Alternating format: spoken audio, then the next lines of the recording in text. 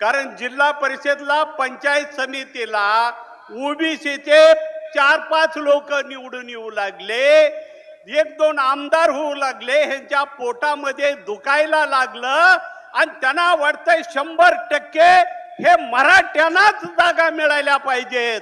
हे हाणून पाडण्याचं काम तुम्हाला आम्हाला करावं लागणार आहे.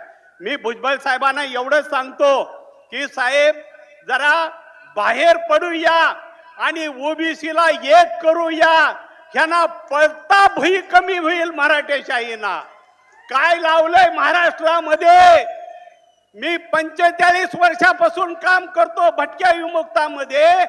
आम्हाला दरोडेखोर चोर लुटारू म्हणून गावाच्या बाहेर भटक्या विमुक्ताला ठेवलं आणि याने सर्व महाराष्ट्रावर दरवडा घातला.